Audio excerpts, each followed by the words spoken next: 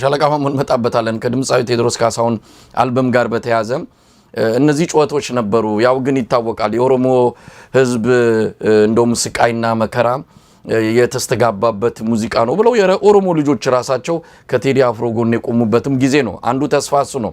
ነገር ግን ከስርዓቱ ዙሪያ ያሉ ይሄ እንደውም ወጣ የተባለው ነጠላ ዜማ 20 ሚሊዮን ብር ነው ለሁለቱ ድምጻውያን የተከፈለው ለአንድ ዘፈን ለዛውም ጥበብ የሌለበት በ24 ሰዓት ውስጥ ልክ እንደ ምግብ ቤት ጥብስ ቶሎ ቶሎ ለብለብ ተደርጎ የተሰራ ሙዚቃ ነው። ጥበብ የለው ምን የለው ጩኸት ብቻ ነው። የሽመልስ አብዲሳና የአብይ አህመድ ዲስኩሮች ወደ ግጥም ተቀይረው የቀረቡበት እውነት ለመናገር ጥላቻ ብቻ ያለበት ጩኸት የተስተጋባበት በማን ሙዚቃ እንደሆነ ራሳቸው የኦሮሞ ልጆችም በሰፊው የተቃወሙት ያለው ጉዳይ ነው። ወደሱ እንመጣለን። ምክንያቱም ወደ ኋላ ይወስደናል። እንዲህ አይነት ወደ አጼ ምኒልክ ዘመን ሄደው እንግዲህ ኢትዮጵያ ውስጥ ብዙ የታሪክ አረዳዶች አሉ። እሱን የታሪክ አረዳድ ወደፊት ቁጭ ተብሎ ኢትዮጵያን የኛ ስናረጋት ኢትዮጵያን ከእንደነዚህ አይነት አገዛዞች ነፃ አድርገን የራሳችን ስናረግ ታሪኩንም ሌሎች ነገሮች ተነጋግረን ኢትዮጵያን ከእንደገና ከፍ የምናረግበት ጊዜ ይመጣል። የዛን ጊዜ የምንነጋገረው ሆኖ ይህንን ነገር ግን አሁን የሚቆሰቁሱ ታሪኩ ይፈጸም አይፈጸም ሳይታወቅ አሁን ያልነበረን በዛ ዘመን የሌለን ትውልድ የዛ ዕዳ ከፋይ ለማድረግ ሂሳብ እናወራርዳለን ብለው በሰበሩን ቦታ እንሰብረዋለን እስከ ማለት ደርሰው የኢትዮጵያን ሕዝብ እያስጨነቁ ያሉ ያሁኑ ገዢዎች ናቸው። ለማንኛውም ወደ ፕሮፌሰር መስፍንና ቴዲ አፍሮ ንጽጽር ልምጣና አሁን እንግዲህ አብይ አህመድ ሙዚቃው እንዳይተላለፍ አድርጓል። በየትኛውም መስማት ኃጢአት እስኪመስል ድረስ ሰውን እያሳደደ እያሰረ ይገኛል። ያኔ እንኳን ፕሮፌሰር መስፍን ወልደ ማርያም ያንን ሲናገሩ በመንግስታዊ ጋዜጣ ላይ እስከ መውጣት የደረሰ ምንም ጫፋቸው አልተነካም። ኮሎኔል መንግስቱ ምናልባት በዛ ደረጃ ተናግረው ሊሆን ይችላል። አንዳንድ የስርዓቱ ሰዎች ተናግረው ሊሆን ይችላል። እሳቸው ግን ማንም ሳይነካቸው ሐሳባቸውን ገልጸው መልእክታቸውን አስተላልፈው ሰራዊቱን ድረስ የዘለቀ ትልቅ መልእክትን ያደረሱትና አሁን ግን ከባድ ነው። አሁን የዘር ፖለቲካ አለ። አብይ አህመድ የሚባል ኢትዮጵያን በቅጡ ማያቃት ድንገት መሰስ ብሎ ስልጣኑን ቤተ መንግስት ገብቶ ስልጣኑን እጁ ላይ ያስገባ አንድ ግለሰብ አለ። እሱ እጅ ላይ ወድቃለች ይቺ ሀገር። ቴዎድሮስ ካሳሁን ያንን ነው ፊት ለፊት የተጋፈጠው። ወደ ንጽጽሩ ተመልሰን እንድንመጣ ብዬ ነው። እንግዲህ በጣም የሚያሳዝነው እኮ እኔ ብዙውን ጊዜ በምጽፈውም የኛ ሀገር ሁኔታ ከከፋ ወደ ከረፋ ብዬ አንድ ጊዜ ጽፌ ጓደኛዬ ምን ነው እንዴት አማረርክ ብሎ ደውሎልኝ ነበረ እና እኔ የመንግስት ስርዓትን ሳየው በቃ ከከፋ ወደ ከረፋ በቃ የባሰ ደረጃ እየሄደ ነው የመጣው። ከንጉሱ ጀምሮ እንዴት የንጉሱን ዘመን እኛ በንጉሱ ዘመን ዛሬ አንዳንድ ሰዎች ሲያወሩ እንደው በቃ ልክ በንጉሱ ዘመን በጣም ብዙ ጥሩ ነገር ለኢትዮጵያ ተሰርቷል።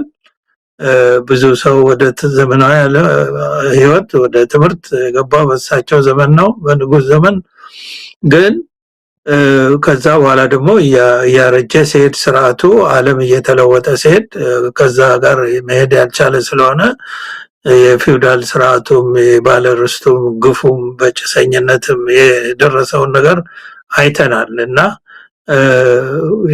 ያ ነገር እንደው የሚል አይደለም። ግን በኋላ የደርግ ዘመን ሲመጣ የባሰ ሆነ። ከደርግ ዘመን የባሰ አይመጣም ሲባል የወያኔ ዘመን ጭራሽ ኢትዮጵያን የሚያጠፋ ሆነ። ግን በምንም ተአምር ከወያኔ አገዛዝ ዘመን የከፋ በተለይ በዘር በፖለቲካ አእምሯቸው የቀነጨረ ሰዎች ስልጣን ላይ ወጥተው ወደ ግራና ቀኝ ማሰብ የማይችሉ ከዘር ፖለቲካ ውጪ ምንም ነገር ማውቁ ጠቅላላ ከፋሽስታዊ ስርዓት ያልተለየ ነገር ሲመጣ በጣም በጣም የሚደንቅ ነበር። ግን ከዛ የከፋ ነገር ይመጣል ብሎ የጠበቀ ሳይኖር አሁን እኮ የከፋ ነገር ነው የመጣው። የከፋ ነገር የመጣው ምንድነው?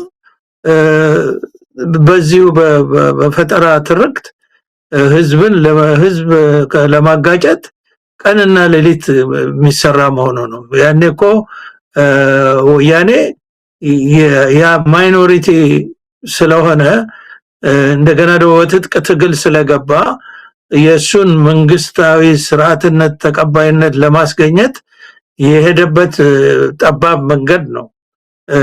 አሁን ግን ያለምንም እንትን በህዝብ አመጽና መስዋዕትነት ለስልጣን የበቃ ኃይል እንደዚህ ከዛ የባሰ ይሆናል ተብሎ አይጠበቅም እና የመጣው ነገር የከፋ የሆነ ነው የሄደው እና አሁን በዚህ ጊዜ ይሄንን ልክ እንደ ዘፈኑ እንዳይዘፈን እንዳይሰማ ይበልጥ ነው የሚሰማው ይበልጥ ነው የሚወደደው ይበልጥ ነው ፖፑላር የሚሆነው የማይቻል ነገር ነው እንደዚህ አይነት ነገር አሁን ደግሞ ፍራትም አለ በጎን ቴስት ይመስለኛል ያው ሙከራ ህዝቡ ምን ያደርጋል አሁን ትናንሾቹን በዙሪያ ያሉትን ሰዎች በማሰር በማንገላታት የህዝቡን ሪአክሽን እንደዚህ ቴስት ማድረግ መሰለኝ አሁን የተያዘው ምን ይፈጠራል ከዛ በኋላ ደግሞ ምን እርምጃ ብንወስድ ምን ሊመጣ ይችላል የሚለው አሁን ለማድረግ ሆነ ተብሎ የሚደረግ መሰለኝ አሁን በዙሪያ ያሉትን ልጆች ማሰርና ማንገላታት ግን ይሄ መንግስትና ህዝብን ሆድና ጀርባ ነው የባሰ ወደ መጨረሻው የሚገፋ ነው እንግዲህ የመጨረሻው መጀመሪያ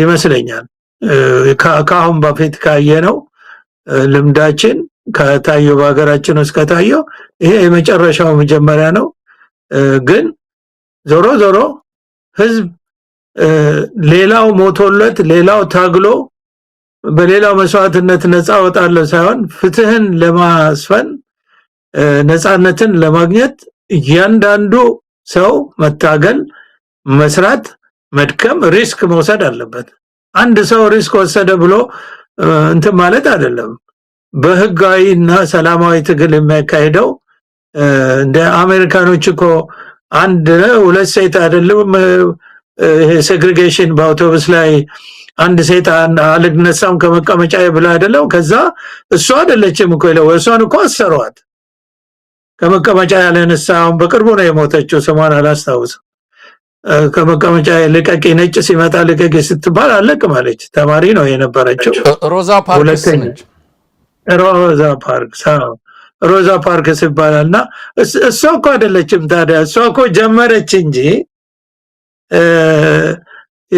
የሷ ኬዝ እኮ አይደለም ዊን ያደረገው እሷን ተከትለው ተመሳሳይ እርምጃ ወሰዱ ሌሎች ጥቁሮች የአውቶቡስ እንትን አድማ አደረጉ አውቶቡስ ካምፓኒውን አዳዩት ቦይኮት አደረጉት እንደዛ ነው ታሪኩን ካስታወስ አውቶቡስን እኮ ቦይኮት አደረጉት የሚጓጓዙት ደግሞ ጥቁሮች ናቸው መኪና የላቸውም ወደ ሰራተኞቹ ፋብሪካ ሰራተኞቹ እነሱ ናቸው ያንን ባስ እኮ ቦይኮት አደረጉት ሲምፕል ቦይኮት ሲያደርጉት ደህየ ባንክራፕት ሲገባ ቀጠለ በኋላ ወደ ኢንዱስትሪያል እንትን ተሸጋገረ ያ ህግ ተሻረ እንዲህ ነው እኮ ይሄ ያለንበት ዓለም ሁሉ በእንዲህ አይነት ትግል ላይ መጣ ዝም ብሎ ቴድሮስ ዘፍኖልኛልና ብሎ ዘፈኑን እየደጋገሙ ቁጭ ብሎ ነፃነት አይገኝም መቀጠል ያስፈልጋል ሁሉም በሙያው በስራው ይሄንን መንግስታዊ ስርዓት ኢትዮጵያንም ህዝቧንም አርሚውንም ይዞ ወደ ገደል የሚሄድ ስርዓት ዝም ብያላይም ብሎ ሁሉም የየድርሻውን መወጣት መቻል አለበት ያን ጊዜ ነው ነፃነት የሚመጣው እንጂ ቁጭ ብሎ ከንፈር በመምጣትም በቃ ዘፈኑን በማድነቅም የሚመጣ ለውጥ የለም ጀምሮታል ጀግና እንደዛች ሴት ይሄም በኩሉን አድርጓል ከዛ መቀጠል ያስፈልጋል እና ያው እኔ ፖለቲከኛ ስላልሆንኩ ብዙ ዝርዝር ውስጥ አልገባም ግን ሪያሊቲው ይሄ ነው መሳይ ሻለቃ ማሞ በጣም አስገራሚ ነው እንግዲህ ቴዲ በዚህ ዳስጣል በተሰኘው በጣም ከፍተኛ የሆነ የህዝብ ንቅናቄ በፈጠረው ዘፈን ላይ ብዙ ቁም ነገሮችን አንስቷል ቁጭት አለው ተስፋ አለው ጥሪ አለው እንግዲህ ለ8 ደቂቃ 10 ሰከንድ ሲቀረው ነው የ8 አመቱን የአብይ አህመድ አገዛዝ አፈር ከድሜ ያበላበት ትልቅ የጥበብ ስራ ነው እውነትም ሙዚቃ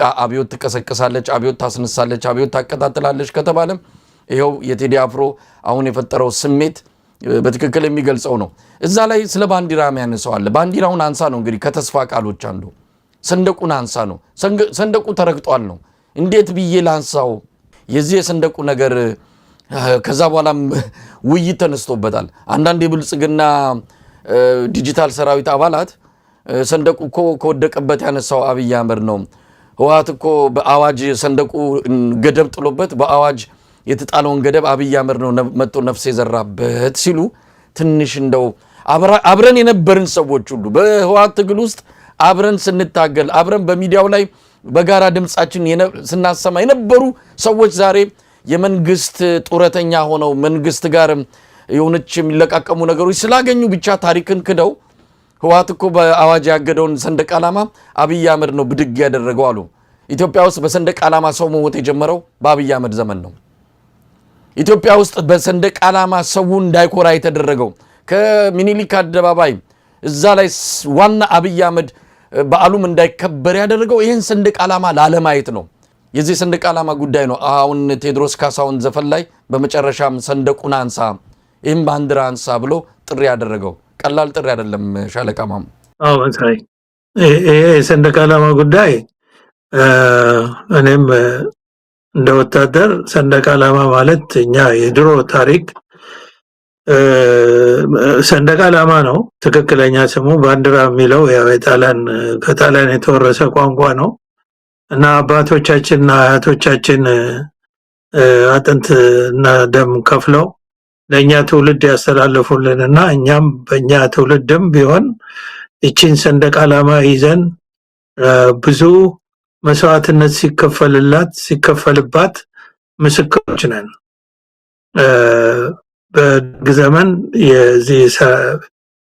የኢሰፓ ነው የዚህ ወታደራዊ ዓለም አቀፋዊነት ማጭርና መዶሻ ሰንደቅ ዓላማ ካድሬዎች ይዞ ነበረ አንዳንድ ቦታ ላይ። ግን እኛ የምንዋጋው የኢትዮጵያን ሰንደቅ ዓላማ ይዘን ነው። ቦታም ስንል የሚሰቀለው የኢትዮጵያ ሰንደቅ ዓላማ ነው እና ብዙ ደግሞ የኛ ሰራዊት አባላት ሰንደቅ ዓላማውን እንደያዙ ቃል ኪዳንም የምንገባው ለሀገራችን እና ለህዝባችን ለመንግስታችን በንጉሱ ዘመን ጀምሮ ለሰንደቅ ዓላማው ነው እና ሰንደቅ ዓላማና ውትድርና በተለይ በጣም የተቆራኘ ነገር ነውና ሰንደቅ ዓላማ የአንድ ሉዓላዊ ሀገር የማይታደስ የማያከራክር መታወቂያ ነው። ልክ የማይለወጥ የማይታደስ ፓስፖርት ማለት ነው ለአንድ ሀገር። በቃ ሰንደቅ ዓላማ እንደዛ ነው። ምንድነው ቅድም የጠቀስከው ነገር ወያኔ የኢትዮጵያን ሰንደቅ ዓላማ ለመለወጥ ጥረት አድርጎ ነበር። በሽግግር መንግስት በተባለው ጊዜ ይደረግ የነበረው ውይይት ከመውጣቴ በፊት ሰምቻለሁ። ያ በኢትዮጵያ ህዝብ ትግል ሰንደቅ ዓላማ አልተለወጠችም። ግን ከሰንደቅ ዓላማ ጀርባ የሚል ፖለቲካ ነበር የሚያራምዱት። በተለይ መለስ ዜናዊ ከሰንደቅ ዓላማው ጀርባ እና እኛ ሰንደቅ ዓላማው ችግር የለበትም ከሰንደቅ ዓላማው ጀርባ ምንም ጀርባ የለውም። ሰንደቅ ዓላማ በፊቱም ብታየው በጀርባም ብታየው አንድ አይነት ነው። በቃ የአንድ ሀገር መታወቂያ ፓስፖርት ነው ምንም የማይለወጥ የሀገሪቷ እና ብዙ ሰዎች ብዙ ህዝብ ብዙ ኢትዮጵያን ዘር፣ ቋንቋ፣ ሃይማኖት ሳይለዩ መስዋዕትነት የከፈሉባት ሰንደቅ ዓላማ የነጻነት ምልክት ነች። በዓለም ደረጃ ደግሞ በመኖርበት ዓለም አይተሃል አንተም እቺ ሰንደቅ ዓላማ የክብር መገለጫ ነች፣ የነጻነት መገለጫ፣ የጥቁር ህዝቦች መኩሪያ ነች። አረንጓዴ፣ ቢጫ፣ ቀይ። በካሪቢያን ሰዎች ደግሞ ይበልጥ እቺን ሰንደቅ ዓላማ በየከተማው ኒውዮርክ ብትሄድ፣ ለንደን ብትመጣ፣ ፓሪስ ብትሄድ፣ የትም ቦታ ብትሄድ የኢትዮጵያ ሰንደቅ ዓላማ የማያውቅ የለም። አረንጓዴ፣ ቢጫ፣ ቀይ የነጻነት የጥቁሮች ነጻነት ጥቁሮች በአውሮፓውያን ላይ ድል የተቀዳጁበትና እያንዳንዱ አፍሪካ ሀገር ደግሞ አብዛኛው አፍሪካ ሀገር ባንዲራቸው ላይ በቃይሮም ቢሆን አገለባብጠው የሚያደርጉት የኢትዮጵያን ሰንደቅ ዓላማ ነው። ትርጉሙን ባላውቀውም እስከ ሳውዝ አሜሪካ ድረስ የኢትዮጵያ ሰንደቅ ዓላማ የሚመስሉ ነገሮች አሉና ይሄ ምንም ከምንም ጋር የሚገናኛል። መንግስታት በሚመጡ ጊዜ በእንግዲህ ከአፄ ዮሐንስ ጊዜ ጀምሮ መንግስታት ሲመጡ